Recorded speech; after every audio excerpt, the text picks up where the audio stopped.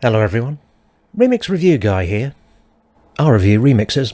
It's time for another remix roundup in which I go over a bunch of remix albums, EPs and singles from the last couple of months that I thought are interesting and worth flagging up, but not necessarily in full-length video form.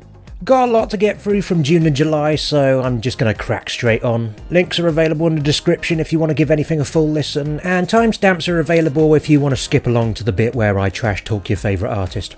As always, we're going in alphabetical order, starting with...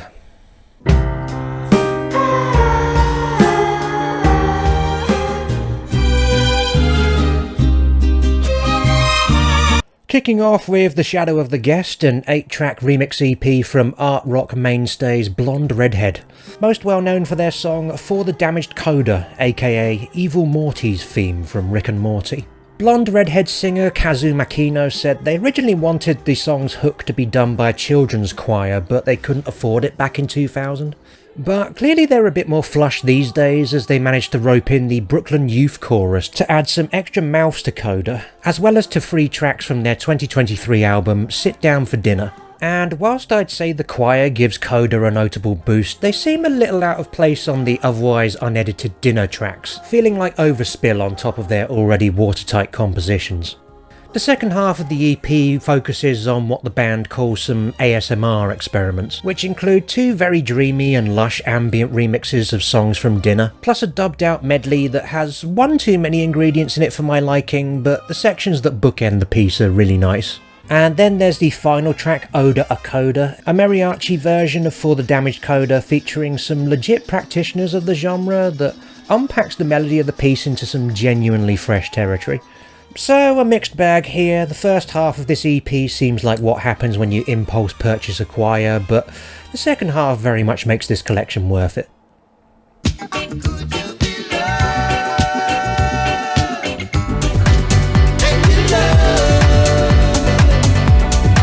Wasn't expecting to be reviewing Bob Marley on this channel again this year, but an official EDM remix just dropped of one of his most recognisable hits, Could You Be Loved.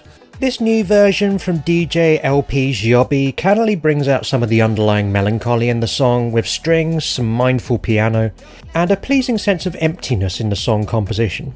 The one aspect of this that doesn't really work for me are the key stabs on the chorus, which feel a bit too relentless, but I really like how this remix retains more of the original elements than most Marley dance remixes, like the backing whispers and the iconic bassline. But yeah, whilst this was always unlikely to knock one of my favourite Wailers songs off its perch, this is the best house version of Marley that I've heard to date, so hats off to Giobbi for a solid rework.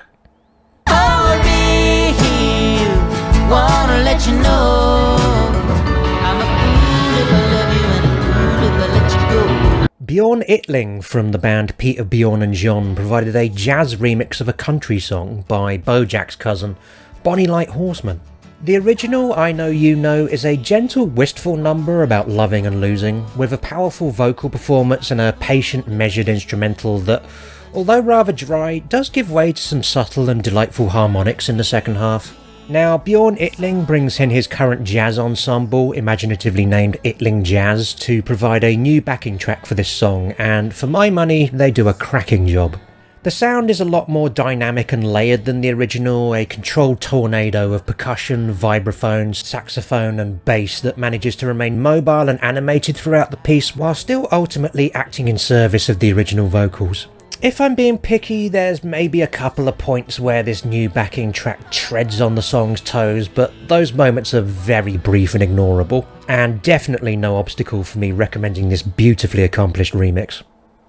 Mi voz y la herramienta cuando el trabajo sea reverdecer.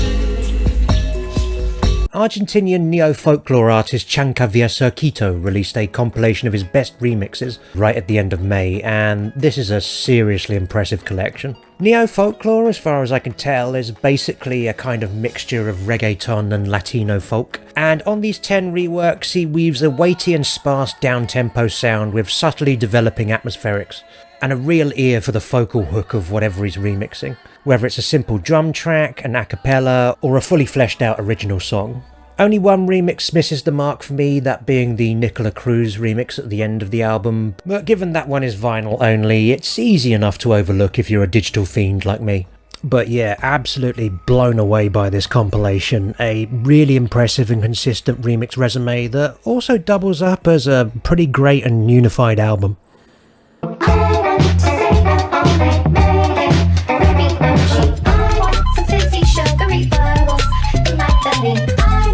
You've had Panda Bear, you've had Grizzly Bear, now it's time for Chinese American Bear.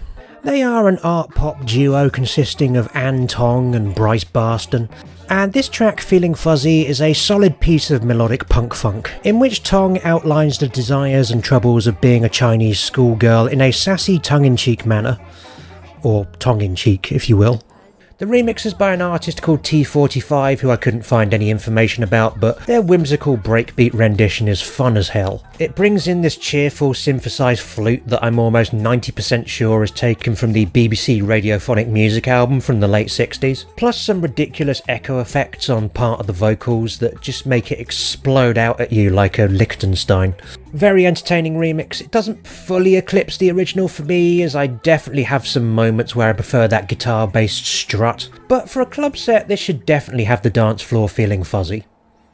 So you ain't gotta ask me, daddy, if I'm feeling nasty. Jump up on it like these verses. This the remix. We got quite a few R&B veterans cropping up in this video, starting with Naughty's goody hoarder Ciara. Her recent track Ecstasy is a textbook slow jam, smooth sensual production and some surprisingly tasteful come-to-bed lyricism, only mildly punctured by the occasional goofy lyric like "What's up with that banana?". It's solid if not particularly standout for the genre, but for the remix she brings in former reality stars Normani and Teyana Taylor for some guest verses, and they definitely make it more memorable. Normani's verse starts fine with a step-by-step guide to getting her rocks off, but dissolves into clunky lines like "I talk to you dirty, but I never do you dirty", as well as the now ubiquitous mating cry "skirt skirt", whilst Taylor's verse just vomits out random lines of sex chat like an exploding bag of erotic fortune cookies. Really though, my biggest problem with this remix is that the lyrics point out that it's a remix a whopping 17 times throughout, just really unsubtly and mostly in an annoying pitched down voice. As someone who has to use the word remix a lot on this channel, let me tell you, it's not a very sexy word, and all these moments effectively turn this into a massive bucket of cold water on the original.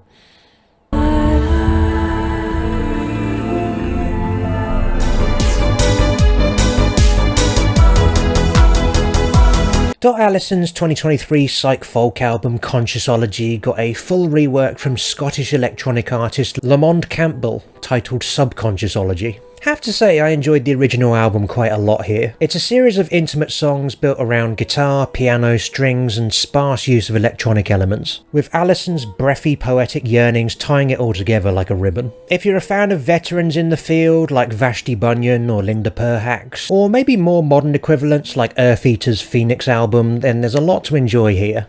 Now, Campbell's track-by-track reinvention largely goes for an electro trip-hop vibe here, with the occasional foray into drum and bass or acid techno. And I will say it is a good album in and of itself. Its atmospherics and melodies are on point, and he makes good use of the original strings in many of the tracks.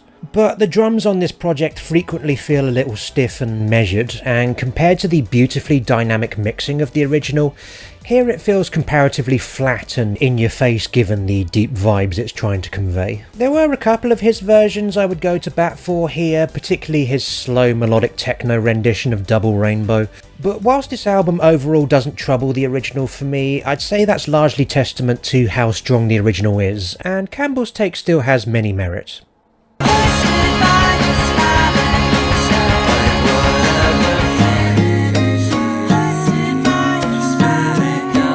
Experimental rock band Dummy rope in a bunch of like-minded contemporaries to do a full rework of their second album, Free Energy. Dummy's sound is a mixture of numerous left-of-centre rock influences, most noticeably shoegaze but with elements of 90s indie dance, krautrock, and the experimental dreaminess of artists like Disco Inferno. There are numerous moments of inspiration throughout, but to me it feels like there's a lack of a clear sonic watermark holding it together at present, and several of these tracks feel like loose ideas rather than fully formed songs overall.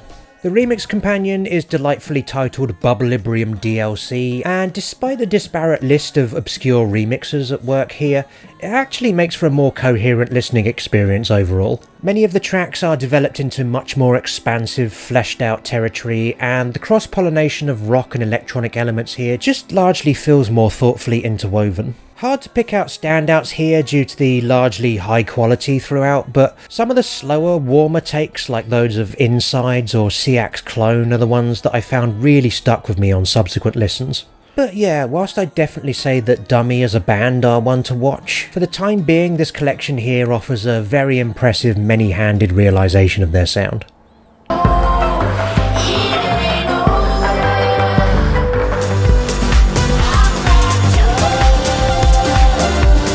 Multi-character electronic oddball Fever Ray dropped a collection of live recordings recently titled The Year of the Radical Romantics. I would say that live albums are normally a bit outside the scope of this channel, but at the very least this contains a couple of dance reworkings of tracks from their self-titled debut that I think are well worth a nod. These new therapy session versions of I'm Not Done and Now's the Only Time I Know take a couple of the most existential nuggets from that original album and spruce them up into fluid up-tempo reworks that keep the emotional complexity intact whilst applying the more dance floor friendly spark of peak era The Knife or later Fever Ray albums. And whilst the live-to-tape renditions of the rest of the album are predictably more of a mixed bag, at the very least I really dig the new version of Even It Out, adding in a more fervently post-punk aesthetic and stomp to the 9 Inch Nails produced original. Plus the new version of If I Had a Heart included here somehow manages to push it even further into dark ambient territory. Nice collection overall though, mostly of interest to die-hard Fever Ray fans I'd say, but with a smattering of standouts that also make it worth the casual listener's time. Streets outside your window, overflow. People. A couple of remixes of folk artist Jose Gonzalez dropped recently, and for me the standout was the new version of Crosses from fellow troubadour Bibio. The original appears on the soundtrack to the game Life is Strange, and it's a pretty distinctive combination of Gonzalez's faintly hopeful vocals and simple melancholic strumming that hits a pretty rarefied mood. Thoughtful yet assertive. Bibio's remix keeps the track firmly in folkland but goes for a more elaborate harmonic composition. The guitar is subtler and offset with some light strings, a few backwards effects here and there, and the occasional unexpected chord change. It's not as immediately satisfying as the original and burns a little more slowly, but if you're willing to stick that journey out then it very much has its rewards, and I'd put it on par with the original, I think.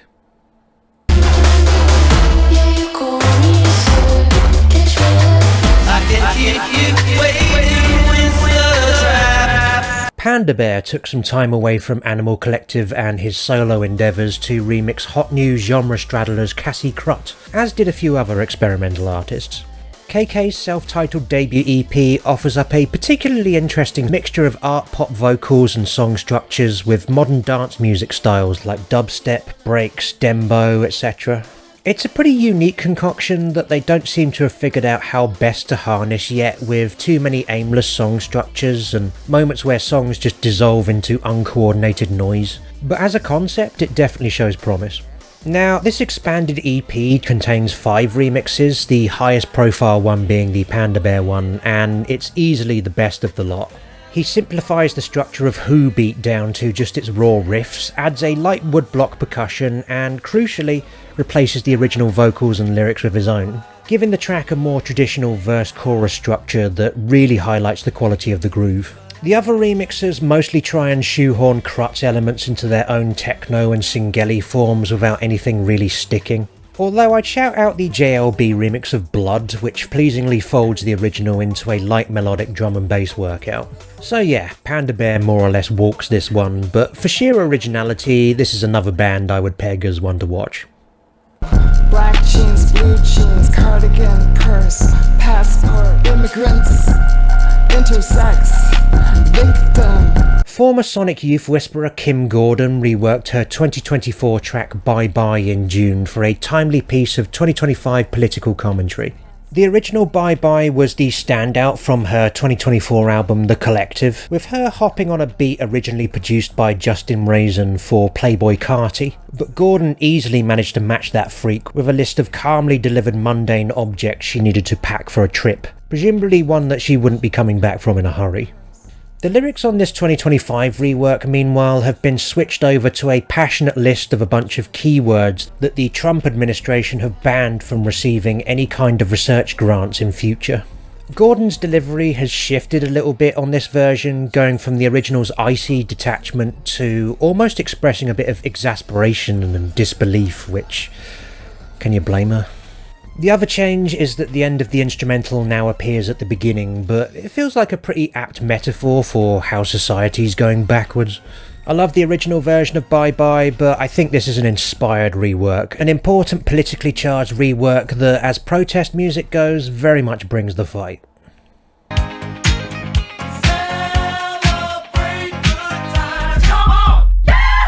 This is your celebration. Funk and disco legends Kool And The Gang just released a 6-track remix EP reworking some of their biggest hits for the contemporary dance floor. And to be frank, it's the 3 remixes that stick most closely to the originals that offer the best work here. We have some subtle updates of Jungle Boogie and Celebration by The Reflex, who playfully reorganises the original stems into some nicely shifted emphases, whilst Prince Hakeem, son of Mr. Cool himself, turns in a decent enough electro-disco rendition of Fresh. The rest of the EP comprises a couple of perfunctory house remixes of Get Down On It and an impressively dismal Jersey club remix of Celebration by DJ Crazy that seems like it has the potential to be the most interesting take in the first 20 seconds, but hits writer's block so quickly it ends up sounding like someone left one of those Chinese waving cat toys in charge of GarageBand. Overall, I'd say the Reflex versions offer some subtle and creatively curious updates of these disco staples, but beyond that, this EP feels pretty redundant. No, it's true. I will love you forever, and that's no lie. Another R&B veteran, Lalah Hathaway, dropping an almost entire rework of her 2024 album Vanta Black. The original album is a mixture of songs about love and racial politics, all wrapped up in lavishly instrumented psychedelic soul aesthetic with the occasional leaning towards deep house. In terms of sheer sound design, I am in awe of a lot of this album, but it frequently suffers from being too slick, to the point where at 16 tracks in length there are stretches that are somewhat wallpapery, although there are some standouts littered throughout, particularly in the jazz-addled final 2 tracks. The remix album, Vanta Black Expansion Pack, broadly speaking transposes the vibe of these tracks into house, hip-hop and P-funk, and this definitely ups the ante of a handful of the tracks, particularly the remixes from original album producer Phil Bodrow. Too much of it still pulls its punches for me, but if you like your house music with unexpected digressions, then the Butter remix of The Machine and the Ariza remix of Tunnels have some enjoyably ridiculous phase shifts to sink your teeth into. Overall though, the standout from this album is in fact not a remix, but the bonus track Poison and the Cure, in which Hathaway goes in this seemingly unprecedented electro-punk direction that is lo-fi and surprising, and for me really captures that anything goes spirit you'd expect from a remix package. So yeah, some notable improvements in the batch here, but the one truly essential takeaway from this project is a non-remix, so sucks to be me right now. This is the trick. Forget a terrible year. That we can break the laws. Home from LCD Soundsystem's 2010 album This Is Happening received an edit from Tom Sharkett from the punk band WH Lung. This track was James Murphy's homage to This Must Be the Place by Talking Heads, but like with many LCD tracks, the influences are kind of pick and choose. From the crispy dance punk beat to the Erasure-esque arpeggiator and the relatively straight krautrock thrust of the song. I found it pleasingly emotive, if perhaps a little too sparse for me overall, but the Sharkett edit is a great remix. It's an unofficial one that he made for his NTS radio show that eventually got upgraded to canon by Murphy, and rightly so. This one's also a disco punk groove, the drums of which are a bit lighter than most of the original, but what it lacks in rhythmic muscle it more than makes up for in ethereal dreaminess and a delayed gratification by saving its sweetest melodic treats for later in the track. It's one of those remixes that just feels more tailored to the actual songwriting than the original production does, and even though it maybe doesn't have quite that sonic daringness that Murph applies, this is a rare example of an unsolicited remix that thoroughly deserves an official home. Came in the door, dripped in Balenci, crop leather coat and some 9-inch Fendi. The crowd opened up and I started to strut. I need my space, but I'm signing autographs. Mariah dropped a 4-track remix EP reinterpreting a recent portrait of her life, Type Dangerous. This track is from her forthcoming album Here For It All, and I think it's fair to say it's perfectly backward looking, from its numerous references to prior Mariah songs and relationships to the beat, which is a straight up Eric B and Rakim sample. It's playful, and Mariah's casually rapped delivery on this track is a lark, but it feels pretty half-finished to me, so a remix EP is definitely welcome. Of the 2 guest verse versions here, for me the remix of The Gods is the undisputed winner, with Redman, Method Man and Busta Rhymes all competing in an old school blind date style game show to be Mariah's dangerous type. And Busta wins, but it's pretty hard fought, unlike the misnomer that is the Sean Don remix version, in which Big Sean fails to win a dangerous man competition even with no opponents, offering up a tepid nice guy shtick that makes the rabble-rousers seem much more preferable. The 2 other remixes here change up the production, with the Touch the Soul of the People remix by DJ Snake being the standout. It's a gorgeously layered Afro beats version with a lush guitar hook that in some ways makes Mariah sound much more suited to modern soul sounds than old school ones. Then there's the psychedelic twinkling of the pacier Brazil funk remix, which is let down a little bit by Mariah's vocals sounding a bit cluttered sped up. But the second half of it is given over to Brazilian singer Luísa Sonza, and her dance floor chat very much brings this one home.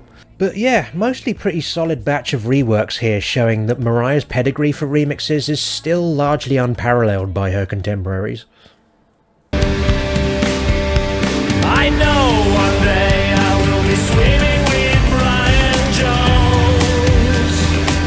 Gonna give a shout out to Sideline magazine, where I get a lot of my recommendations for goth and industrial remixes from, and my most recent find in their pages was this emotive gem, Swimming with Brian Jones by The Names. If you're too young to know who Brian Jones is, he's the co-founder of the Rolling Stones, and I think it's fair to say that swimming isn't particularly what he's been known for. But despite what could potentially have been a cack-handed slice of vintage edgelordery, this is a surprisingly heartfelt song about the unlikeliness of achieving all your childhood dreams, but still having the potential to die like a rock star. The original rock version has a nicely fluid flow to it, but it's the remix by Gil Robert titled the Ambient Fuzzbox version that really goes for the jugular. On paper, its bedroom pop vibe almost seems like an ill fit with its 90s boy band drum machine and twinkling synth chimes, but the drops on this one go so much harder.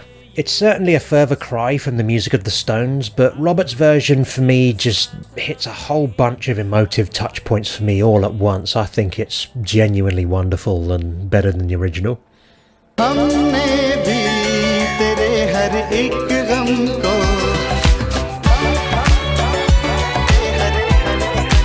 Typically solid EP from the Naya Beat Records label here, comprising 6 dance reworks of South Asian songs from the 70s and 80s. The originals come from various Bollywood soundtracks and Hindi disco records, and all of them are turned into sensitive yet innovative club renditions from the various remixers here. Favourites for me include the Turbo Tito and Rags remix of the Ilayaraja soundtrack song Ai Zindagi, which adds a cheeky little string interpolation of John Barry's You Only Live Twice soundtrack, and the brand new Black Devil Disco Club version of Asha Putli, which takes the up-tempo disco into a surprisingly industrial vibe. There's maybe like 1 or possibly 2 instances where I think the original has an edge over these reworks here, but overall a really solid and consistent compilation, this one.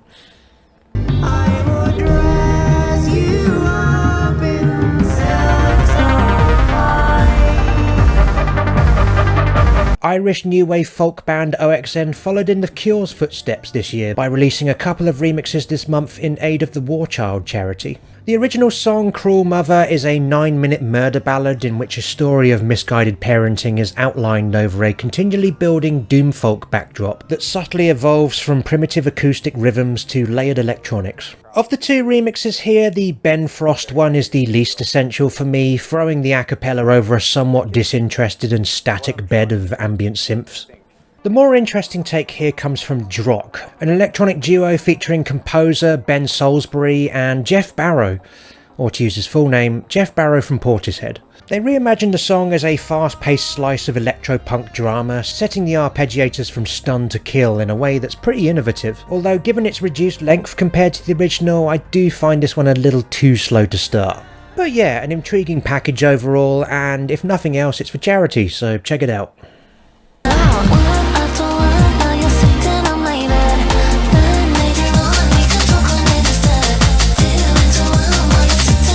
PinkPantheress got a remix of her track Illegal courtesy of in-demand bass maestro Nia Archives. The original version opens up her album Fancy That with the very recognisable Underworld sample from Dark and Long, Dark Train, which I think is used really well in this track, pairing it with a light two-step beat and Pink coyly telling the story of a drug deal in her usual Tinkerbell whisper. This Nia Archives remix uses that initial Underworld sample purely as a jumping off point, jackknifing into a hypercharged pile-up of rave, IDM, drum and bass and jungle, including a classic piano, a properly nourished sounding bass line and a bunch of clownish vocal samples. Compared to other rave pastiches I've heard this year, this one feels less studied and more just outright fun and silly. And whilst it doesn't outright usurp Pink's melodic candy floss vibes for me, the increased ballast definitely makes this a worthy version.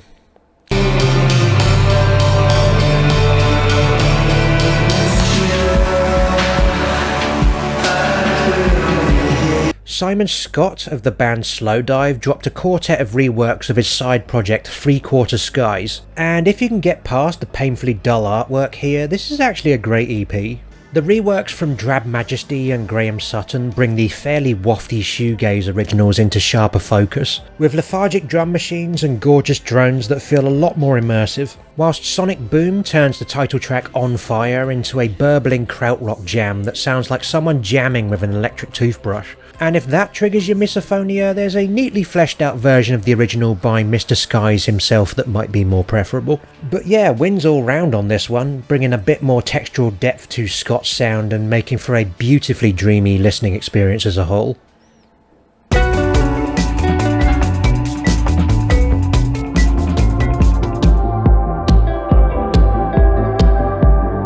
Finally, post-rock legends Tortoise returned a couple of months ago with a new track Oganesson, and there's a remix EP. The original track just sounds like Tortoise, really. It's got all the classic Tortoise elements to it, the jazz bass and drums, the sounds of milk bottles being slapped, the same sudden shift into harsh fuzzy electronics. Not their most memorable 3 minutes to date, but pretty comforting overall.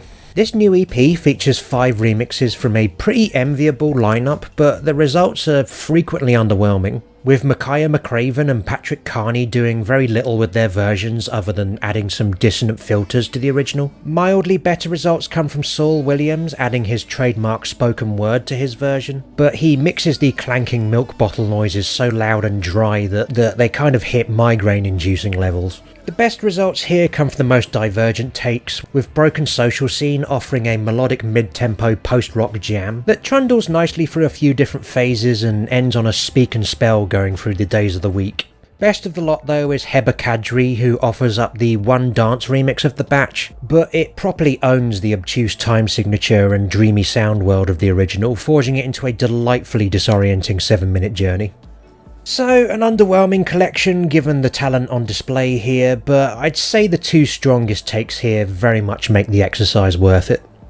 And that is that. Hope you got some good recommendations out of this video, either for the remixes or the originals. Certainly for me, the quality of this Roundup's remixes was much higher than the last one I did, so very much had a good time these last couple of months listening to music. But yeah, please do subscribe to the channel if you want to see more reviews of remix-based content, and if you have any recommendations for remix albums, EPs or singles that I should review but missed, then do let me know in the comments below. And also, if you've listened to anything that I reviewed today, then tell me your opinion on that while you're at it. Thank you very much for watching. This video is over.